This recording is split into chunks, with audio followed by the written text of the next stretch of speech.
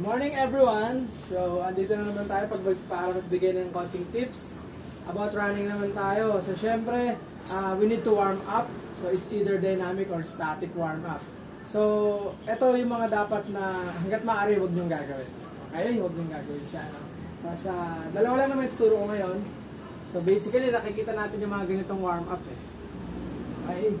So, it's aside from doing this, gawin mo na lang ganito.